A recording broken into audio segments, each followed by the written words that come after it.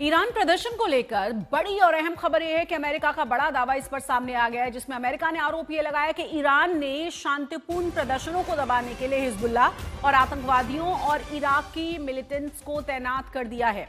America ने कहा है कि शासन ने ईरानी जनता के अरबों डॉलर आतंकवादी प्रॉक्सी फोर्सेस पर खर्च कर डाले हैं। अपनी जनता के खिलाफ इन बलों को तैनात करके ईरानी लोगों के प्रति एक गंभीर और गहरा विश्वासघात किया गया है।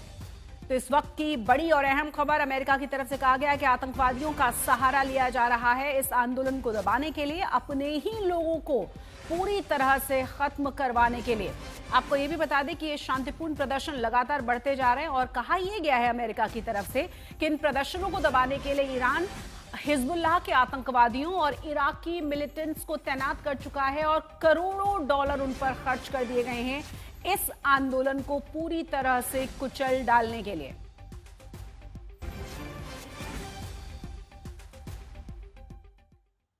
तो ईरान की ओर से इस वक्त पूरा का पूरा ईरान धधक रहा है। 28 दिसंबर को महंगाई, बेरोजगारी और गिरती अर्थव्यवस्था को लेकर शुरू हुआ ये विरोध प्रदर्शन एक बड़े जन आंदोलन और हिंसक विरोध प्रदर्शन में तब्दील होता हुआ नजर आ रहा है। तेहरान और कई अन्य शहरों में हिंसा, आगजनी का दौर लगातार जारी है।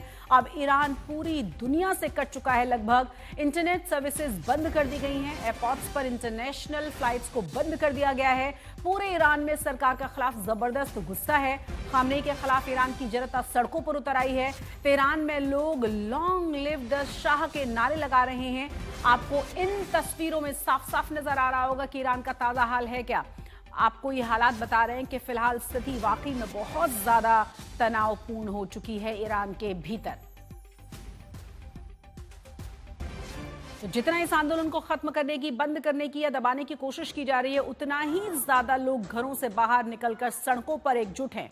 हालांकि ये पूरे के पूरे प्रदर्शन शांतिपूर्ण तरीके से आयोजित किए जा रहे हैं, लेकिन जिस तरीके से आगजनी और बाकी की घटनाएं सामने आ रही हैं वो वाकई में परेशान करने वाली हैं। अब अमेरिका का इस पर बयान आया है, जिसमें अमेरिका की तरफ से कहा गया है कि ये सब कुछ पैसे देकर आतंकवादियों के जरिए इस आंदोलन को कुचलने की साजिश है। ज्यादा जानकारी के साथ हमारे संवाददाता प्रणय जुड़ गए। प्रणय का हम रुख करेंगे। प्रणय, अभी ताजा स्थिति क्या है ईरान के भीतर, क्योंकि इंटरनेट पूरी तरह से बंद हो चुका है, इंटरनेशनल फ्लाइट्स को बंद कर दिया गया है। ताजा हालात क्या हैं वहां पर? देखिए, ताज़ा हालात के बारे में अभी चूंकि इंटरनेट बंद है, फोन लाइंस भी बंद हो चुकी हैं वहां पर, इसलिए ताज़ा हालात के बारे में कोई बहुत ठोस जानकारी नहीं है। लेकिन जो जानकारी निकल के आ रही है, सोशल मीडिया आप देखिए कि बाकी लोगों के लिए बंद है, लेकिन ईरान के सुप्रीम लीडर का सोशल मीडिया ट्वीट वहां से आ पा रहा है, सोशल मीडिया पोस्ट उनके आ पा रहे हैं।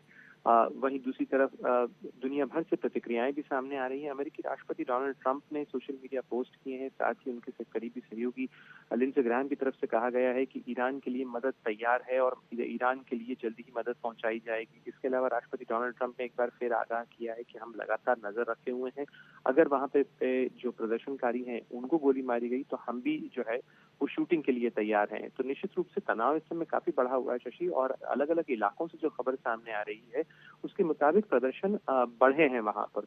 आप इसको देख के अंदाजा लगा सकते हैं कि ये इसके पीछे कहीं न कहीं राष्ट्रपति डोनाल्ड ट्रंप की धमकी और जो पश्चिमी देशों का दबाव था उसका एक असर तो है ही सही, लेकिन ईरान के अंदर लोगों की नाराजगी भी थी। और अब सरकार का आरोप है सीधे सीधे कि ये नाराजगी जो है जितनी जायज है, उसके पीछे इस आड़ में सत्ता बदल का खेल खेला जा रहा है ईरान के अंदर, जो कि पूरी तरह से अंतर्राष्ट्रीय कानूनों के मुताबिक गैर वाजिब है। लेकिन सवाल इस चीज को लेकर भी है कि अगर लोगों की नाराजगी है और लोग नाराजगी का इजहार कर रहे हैं, तो फिर उसके ऊपर इतना इस तरीके का क्रैकडाउन जो किया जा रहा है उसको लेकर ईरान में भी लोगों की चिंताएं हैं। जो खबर आ रही है उसके मुताबिक राजधानी तेहरान और तेहरान का जो पूर्वी हिस्सा है तेहरान पार, वहां पर जबरदस्त प्रदर्शन हुए हैं और कथित तौर पर वहां पर गोलीबारी की खबर भी सामने आ रही है। हालांकि इसकी कोई इंडिपेंडेंट पुष्टि इसलिए नहीं हो पाई है क्योंकि हम जिनसे भी संपर्क करने की कोशिश करेंगे वहां पर उनसे बात नहीं हो पा रही है, तो इसलिए इसका इंडिपेंडेंट वेरिफिकेशन नहीं है। लेकिन जो अंतर्राष्ट्रीय मीडिया या जो ईरानी लोग बाहर हैं दुनिया के, जो अपने लोगों से बात कर पा रहे हैं, संपर्क कर पा रहे हैं, उन्होंने सोशल मीडिया के जरिए ये जानकारियां साझा की। बहुत बहुत शुक्रिया प्रणय इस तमाम जानकारी के लिए। वाकई में बहुत ज्यादा परेशान करने वाली घटना है, क्योंकि किसी भी तरह की जानकारी देश के बाहर नहीं निकल पा रही है। लेकिन अयातुल्लाह खामनी की तरफ से ट्वीट जरूर किए जा रहे हैं, क्योंकि अब प्रशासन की तरफ से भी कोशिश ये है कि पूरी दुनिया को ये दिखाया जाए कि सब कुछ पूरी तरह से ठीक है ईरान के भीतर, लेकिन ठीक नहीं है। सड़कों पर जिस तरीके से लोगों का हुजूम है, शांतिपूर्ण प्रदर्शन जिस तरीके से किए जा रहे हैं, जो रोष है, सब कुछ बताने के लिए काफी है।